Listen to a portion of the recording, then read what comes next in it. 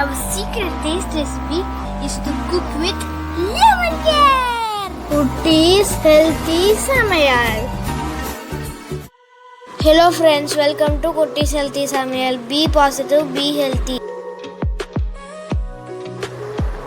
நாம இன்னைக்கு டேஸ்டியான யம்மியான கசாட்டா ஐஸ்கிரீம் எப்படி செய்யுதுன்னு பார்க்கலாமா? அதுக்கு முன்னாடி நம்ம சேனலை சப்ஸ்கிரைப் பண்ணாதவங்க சப்ஸ்கிரைப் பண்ணிவிட்டு பக்கத்தில் இருக்க பெல் பட்டனை கிளிக் பண்ணிக்கோங்க. ஆல் ஆப்ஷனை கிளிக் பண்ணுங்கள். அப்போ தான் நாங்கள் போடுற எல்லா வீடியோஸோட நோட்டிஃபிகேஷன்ஸ் உங்களுக்கு வரும். இது வரைக்கும் சப்ஸ்கிரைப் பண்ண எல்லாருக்கும் தேங்க்யூ ஸோ மச். நாம் இன்றைக்கி ரொம்பவும் டேஸ்டியான எல்லாருக்குமே பிடிச்ச கசாட்டா ஐஸ்கிரீம் அதை நம்ம செய்ய போகிறோம். அதுவும் சிம்பிளாக வீட்டில் என்ன இருக்கோ அதை வச்சு நம்ம செய்கிற மாதிரி தான் இன்றைக்கி பார்க்க போகிறோம். ஏன்னா இந்த கர்ஃப்யூ டைமில், அதாவது இந்த லாக்டவுன் பீரியட்லாம் நமக்கு டைமிங் கடை வந்து இவ்வளோ நேரம் தான் இருக்கும், இதுக்கப்புறம் இருக்காது. அப்புறம் பெரிய பெரிய ஷோரூம்ஸ்லாம் இருக்காது, இந்த வெஜிடபிள் ஷாப்லாம் இருக்காது, சூப்பர் மார்க்கெட்லாம். அப்படி இருக்கும்போது நிறைய பொருள் நமக்கு அவைலபிளாக கிடைக்க மாட்டேங்குது. ஸோ அதனால் இந்த மாதிரி டைம் நம்ம வீட்டில் என்ன இருக்கோ அதை வச்சு நாம் இன்றைக்கி கசாட்டா ஐஸ்கிரீம் ரெடி பண்ண போகிறோம். இந்த வீடியோ ஸ்கிப் பண்ணாமல் பாருங்கள். அப்போ தான் நாங்கள் என்னென்ன ஆட் பண்ணுறோன்னு தெரியும். அதே சமயம் எங்களுக்கும் அது சப்போர்ட்டிவாக இருக்கும். ஓகே, இதுக்காக நான் 1 லிட்டர் பால் எடுத்திருக்கேன். அதாவது ப்ளூ பேக்கெட் தான் எடுத்திருக்கேன். இன்றைக்கி எனக்கு க்ரீன் அவைலபிளாக இல்லை, கிடைக்கல. அதனால் ப்ளூவே எடுத்துக்கிட்டேன். ஆனால் உங்களுக்கு நல்லா திக் பால் எடுத்திங்கன்னா ரொம்ப நல்லாயிருக்கும். சீக்கிரமாகவே உங்களுக்கு நல்லா காஞ்சி அது நல்லா சுண்டி வந்துடும், திக்காகவும் இருக்கும். பட் எனக்கு ப்ளூ தான் எனக்கு அவைலபிள் தான், அதான் எடுத்தேன். இதை நம்ம ஒரு பாத்திரத்தில் ஊற்றி நல்லா காய்ச்சிக்கலாம். இது 1 லிட்டர் வந்து 1/2 லிட்டராக நல்லா காய்ஞ்சி சுண்டி வரணும். அது வரைக்கும் நம்ம நல்லா தான் காய்ச்சி எடுத்துக்கணும். நம்ம பக்கத்துலேயே நின்று மீடியம் ஃப்ளேம் லோ ஃப்ளேம் வச்சு அதை நல்லா காய்ச்சி எடுத்துக்கலாம். நீங்கள் இதுக்கு இந்த ப்ரௌன் பாக்கெட் வாங்கினீங்கன்னா அந்த ஃபேட் நல்லா உங்களுக்கு கரெக்டாக இருக்கும் ஐஸ்கிரீம் செய்கிறதுக்கு.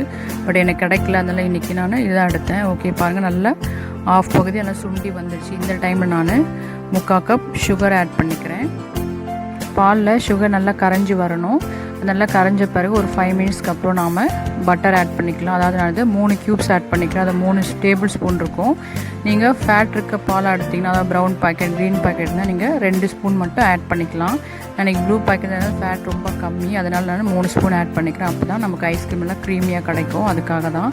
ஓகே, அடுத்தது நாம் 1 ஸ்பூன் கார்ன்ஃப்ளவர் எடுத்துக்கலாம். நீங்கள் கார்ன்ஃப்ளவர் இல்லைனா கோதுமை மாவு கூட எடுத்துக்கலாம். அதோட ஒரு 3 ஸ்பூன் பால் ஆட் பண்ணி நல்லா கரைச்சிக்கலாம்.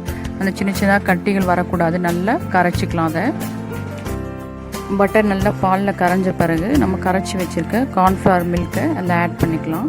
கொஞ்சம் கொஞ்சமாக ஆட் பண்ணி நல்லா மிக்ஸ் பண்ணி விட்டுக்கோங்க. இல்லை அது நல்லா கட்டியாகிடும், அடியில் அப்படியே பிடிச்சிரும். பாலில் நல்லா மிக்ஸ் பண்ணி விட்டுடணும். இப்போ நல்லா கரைஞ்சி வந்துடுச்சு பாலில். இப்போது கொஞ்ச நேரம் அது வெந்து வரணும். நல்லா கரைஞ்ச பிறகு ஒரு 5 to 7 மினிட்ஸ் நாம் அப்படியே பாலை காய்ச்சினோம்னா நல்லா கார்ன்ஃப்ளவர் வெந்து வந்துடும். இப்போ நல்லா நம்ம ஸ்டவ் ஆஃப் பண்ணி ஆற வச்சுக்கலாம்.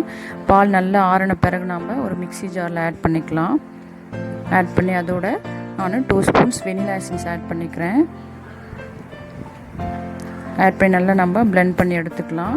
ஏன்னா நல்லா பிளெண்ட் பண்ணோம், அப்போ நமக்கு அந்த ஐஸ்கிரீமோட அந்த க்ரீமியாக கிடைக்கும். இப்போ பாருங்கள், இந்த ஐஸ்கிரீம் மெல்ட்டானால் எப்படி இருக்கும் அந்த மாதிரி நல்லா க்ரீமியாக இருக்குது.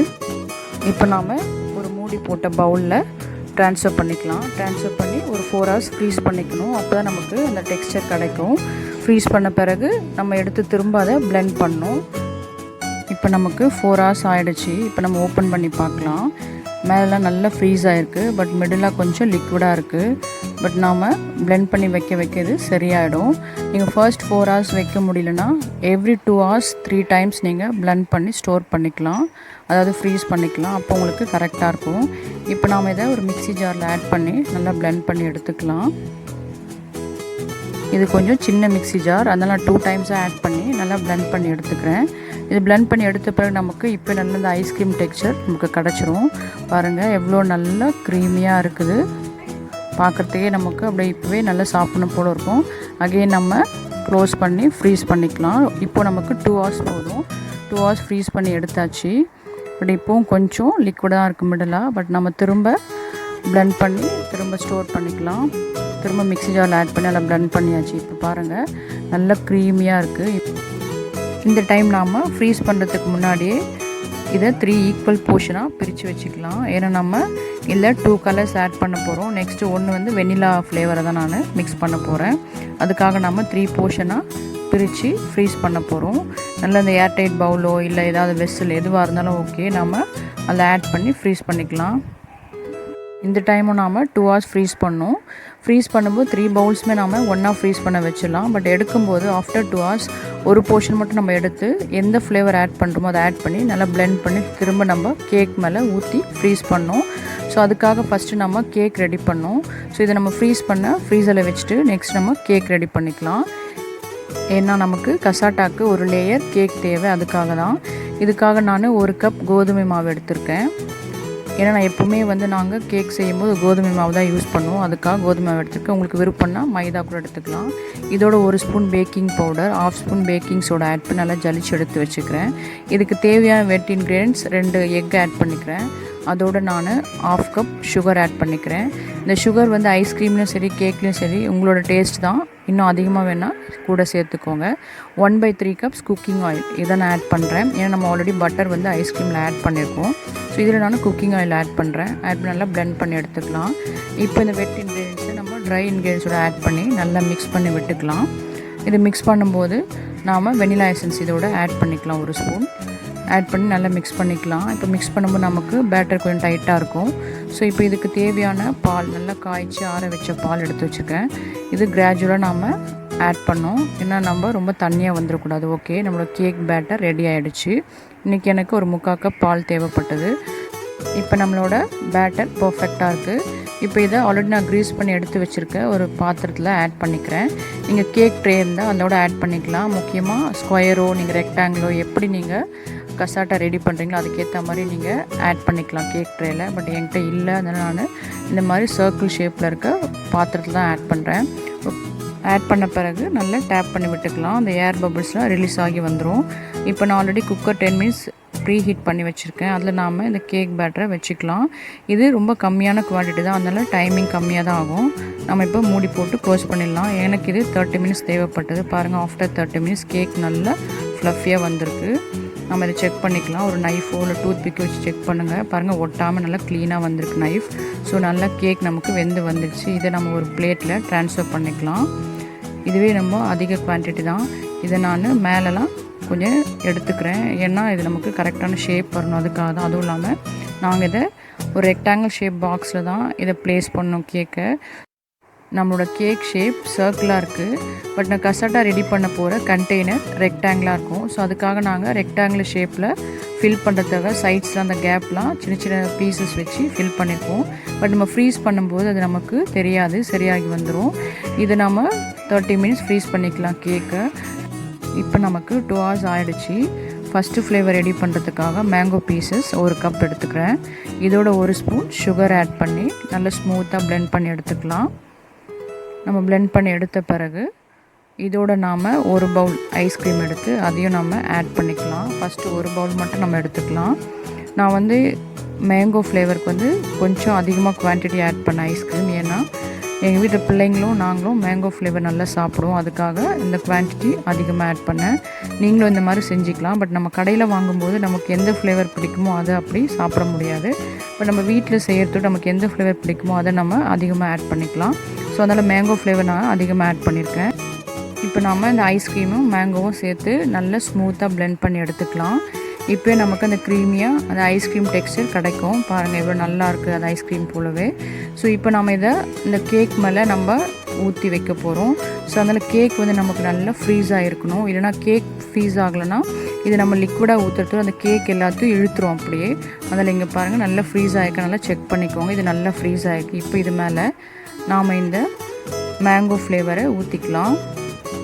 ஊற்றி நல்லா ஈக்குவல் பண்ணி நம்ம திரும்ப ஃப்ரீஸ் பண்ண போகிறோம். இப்போ நாம் ஃப்ரீஸ் பண்ணும்போது மேலே ஒரு சில்வர் ஃபாயில் ஷீட் இல்லைனா வீட்டில் இருக்க ஆர்டினரி நமக்கு பிளாஸ்டிக் ஷீட்ஸ் இருந்தால் கூட மேலே நீங்கள் கவர் பண்ணி அது மேலே லிட் க்ளோஸ் பண்ணி கண்டெய்னரை ஃப்ரீஸ் பண்ணிக்கலாம். இது நமக்கு அந்த மேலே நம்ம அந்த ஊற்றிருக்க மேங்கோ ஃப்ளேவர் நல்லா செட் ஆகணும். ஸோ மேபி 1 to 2 hours அதை எடுக்கலாம். நீங்கள் எடுத்து அந்த கண்டெய்னர் நீங்கள் செக் பண்ணி பாருங்கள். ஐஸ்கிரீம் நல்லா செட் ஆகியிருந்தால் அடுத்த ஃப்ளேவர் நீங்கள் ரெடி பண்ணுறதுக்கு அடுத்த பவுல் எடுத்துக்கலாம்.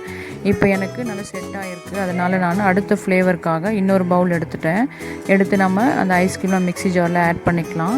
இந்த ஐஸ்கிரீம்லாம் ஆட் பண்ண பிறகு அதோட 2 பெரிய spoon mixed fruit jam add பண்ணிக்கலாம்.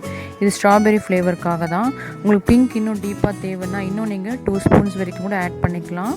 ரொம்ப நல்லாயிருக்கும். பட் எனக்கு மைல்டாக போகுது, அதனால் 2 ஸ்பூன் தான் ஆட் பண்ணேன். இந்த ஃப்ரூட் ஜாம் எல்லா கடைகளிலுமே சின்ன சின்ன பிளாஸ்டிக் கண்டெய்னர் நமக்கு கிடைக்கும், எல்லா டைம்லையும் அவைலபிளாக இருக்கும். பட் இந்த டைமில் பெரிய பெரிய சூப்பர் மார்க்கெட்லாம் க்ளோஸ் பண்ணிட்டாங்க, அதாவது ஏசி ஷோரூம்லாம் இருக்கக்கூடாது இல்லையா, அதனால். ஸோ எங்களுக்கு அதனால் ஸ்ட்ராபெரி கிடைக்கல, அதனால் ஸ்ட்ராபெரி ஃப்ளேவருக்காக ஜாம் ஆட் பண்ணி நல்லா பிளெண்ட் பண்ணி எடுத்தாச்சு. நம்மளோட நல்லா செட் ஆகியிருக்கிற மேங்கோ ஃப்ளேவர் ஐஸ்கிரீம் மேலே ஸ்ட்ராபெரி ஃப்ளேவரை ஊற்றிக்கலாம். ஊற்றி நல்லா நம்ம லெவல் பண்ணி விட்டுக்கலாம். லெவல் பண்ணி விட்டுட்டு நாம் திரும்பவும் அந்த ரேப் ஷீட் க்ளோஸ் பண்ணோம்.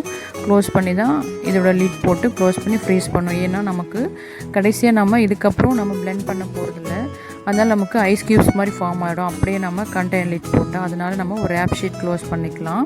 நீங்கள் வீட்டில் இருக்க ஆர்டினரி கவரோட நீங்கள் நல்லா அலசி அது மேலே க்ளோஸ் பண்ணி லிட் க்ளோஸ் பண்ணிக்கலாம். அப்போ டைட்டாக இருக்கும் நமக்கு. ஓகே, இப்போ நம்ம ஃப்ரீஸ் பண்ணிக்கலாம். அடுத்ததாக இது 3rd பவுல். நான் ஸ்ட்ராபெரி ஃப்ளேவர் செக் பண்ணிட்டேன், நல்லா செட் ஆகியிருக்கு. அதனால் அடுத்து நாங்கள் வெனிலா ஃப்ளேவர் தான் ஆட் பண்ணுறோம். இது நாம் மிக்ஸி ஜாரில் ஆட் பண்ணி நல்லா பிளெண்ட் பண்ணி எடுத்துக்கலாம். எங்களுக்கு ஒவ்வொரு ஃப்ளேவரும் செட் ஆகிறதுக்கு 2 hours எடுத்துது. நீங்கள் ஆனால் செக் பண்ணிக்கோங்க 1 hourலேருந்து. இப்போ ஸ்ட்ராபெரி ஃப்ளேவர் நல்லா செட் ஆகிருக்கு. இது மேலே நாம் வெனிலா ஃப்ளேவரை ஊற்றிக்கலாம். நீங்கள் காஃபி ஃப்ளேவர் கூட ஆட் பண்ணிக்கலாம். காஃபி ஃப்ளேவர் ரெடி பண்ணணுன்னா நீங்கள் இன்ஸ்டன்ட் காஃபி பவுடர் எதுவாக இருந்தாலும் 1 ஸ்பூன் தண்ணியில் கரைச்சி நீங்கள் இதோட ஆட் பண்ணிங்கன்னா நம்மளோட காஃபி ஃப்ளேவர் ரெடி ஆகிடும். ஃப்ளேவர் ரொம்ப நல்லாயிருக்கும்.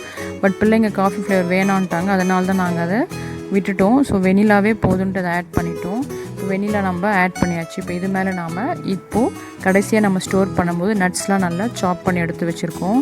இல்லை பாதாம், பிஸ்தா, கேஷ்யூ நீங்கள் எதுனாலும் ஆட் பண்ணிக்கலாம். இல்லை 3 கலந்து கூட ஆட் பண்ணால் ரொம்ப டேஸ்டியாக இருக்கும். நாங்கள் இன்றைக்கி கேஷ்யூ மட்டும் தான் ஆட் பண்ணோம். திரும்பவும் ரேப் பண்ணி நாம் க்ளோஸ் பண்ணி எடுத்து வச்சுக்கலாம். இப்போ நமக்கு 8 hours நல்லா ஃப்ரீஸ் ஆகி வரணும். பாருங்கள், இப்போ நல்லா ஃப்ரீஸ் ஆகிடுச்சு. ஐஸ்கிரீம் ரொம்ப சூப்பராக வந்திருக்கு. நம்ம இப்போ கொஞ்சம் நேரம் ஜஸ்ட் ஒரு ஃபியூ செகண்ட்ஸ் தண்ணியில் வச்சு எடுத்தோம்னா ஈஸியாக நமக்கு கண்டெய்னர்லேருந்து வெளியே வந்துடும். இங்கே பாருங்கள், நம்மளோட கசாட்டா ஐஸ்கிரீம் ரெடி ஆகிடுச்சு. பாருங்கள், அந்த கேக் வந்து நம்ம அந்த பேச்சஸ் மாதிரி வச்சுலாம் ஒன்றும் தெரியல, ஏன்னா ஃப்ரீஸ் ஆனதில். இப்போ நம்ம இதை கட் பண்ணிக்கலாம். ரொம்ப சூப்பராக ரொம்ப டேஸ்டியாக இருந்தது. எப்படி நம்ம கடையில் வாங்கி சாப்பிடுமோ அதே போல் பயங்கர டேஸ்ட்டாக அந்த கசாட்டா. நாங்கள் வேறு ஸ்ட்ராபெரி இல்லையே அப்படி ரொம்ப ஃபீல் பண்ணோம். பட் இந்த மிக்சர் ஃப்ரூட் ஜாம் நல்ல அந்த ஸ்ட்ராபெரி ஃப்ளேவர் ரொம்ப நல்லா இருந்தது. அந்த ஜாம்லேயே அந்த ஃப்ளேவர் எனக்கு நல்லா கிடச்சிது ஃப்ரூட் ஜாமில். ஸோ ரொம்ப அருமையான கசாட்டா நாங்கள் சாப்பிட்டோம். அந்த விரும்பின ஃப்ளேவர் கொஞ்சம் அதிகமாகவே நாங்கள் சாப்பிட்டோம். பாருங்கள், அந்த மேங்கோ ஃப்ளேவர் எல்லோவும் அந்த ஜாம் போட்டு அந்த பிங்க் கலர் ரொம்ப அழகாக இருக்குது. மேலே வந்து வெனிலா ஃப்ளேவர் ரொம்ப சூப்பராக இருந்து. ஸோ நீங்கள் கூட இந்த மாதிரி வீட்லேயே இந்த சம்மரில் செஞ்சு பிள்ளைங்களுக்கு கொடுக்கலாம். நம்ம ஹைஜீனிக்காக கொடுத்தா மாதிரியாக இருக்கும். அதே சமயம் நம்ம வேறு எந்த ஆர்டிஃபிஷியலும் இதெல்லாம் ஆட் பண்ணல. உங்களுக்கு ஸ்ட்ராபெரி கிடைக்கும்னா நீங்கள் தாராளமாக ஸ்ட்ராபெரி கூட நீங்கள் நல்லா மிக்ஸி ஜாரில் அரைச்சி அந்த ஃப்ளேவரோட ஆட் பண்ணிக்கலாம். அதே சமயம் நீங்கள் பிஸ்தா கூட ஆட் பண்ணி க்ரீன் கலரை நீங்கள் ஆட் பண்ணிக்கலாம். இது நாங்கள் எந்த ஆர்டிஃபிஷியல் ஃபுட் கலரும் ஆட் பண்ணல, அதனால தான் எங்களுக்கு எல்லா கலர்ஸுமே மைல்டாக இருக்குது. நம்ம வீட்டில் நாமளும் பிள்ளைங்களும் சாப்பிட்றது எப்போவுமே ஹெல்த்தியாக இருக்கணும். அதுக்காக நாங்கள் எப்போவுமே ஆர்டிஃபிஷியல் கலர்ஸ் யூஸ் பண்ண மாட்டோம். அதனால் நான் வந்து நேச்சுரலாகவே மேங்கோவும் அந்த ஜாமும் ஆட் பண்ணி தான் நான் செஞ்சது. ஸோ டீப்பாக எனக்கு எந்த கலரும் கிடைக்கல, பட் ரொம்ப அட்ராக்டிவாக சூப்பராக டேஸ்டியாக இருந்தது. ஸோ நீங்களும் செஞ்சு பார்த்துட்டு எங்களுக்கு உங்களோட எக்ஸ்பீரியன்ஸை கமெண்ட் பண்ணுங்கள். தேங்க்யூ. அம்மி டேஸ்டி, நீங்களும் ட்ரை பண்ணுங்க, என்ஜாய் பண்ணுங்க, ஹெல்த்தியா இருங்க. தேங்க்யூ. மற்ற ரெசிபீஸோட லிங்க்ஸ் எல்லாம் டிஸ்கிரிப்ஷன் பாக்ஸில் இருக்குது. உங்களுக்கு இந்த வீடியோ பிடிச்சிருந்ததுன்னா லைக் பண்ணுங்கள், ஷேர் பண்ணுங்கள், கமெண்ட் பண்ணுங்கள், சப்ஸ்கிரைப் பண்ணுங்கள், பக்கத்தில் இருக்க பெல் பட்டனையும் கிளிக் பண்ணுங்கள். பாய்.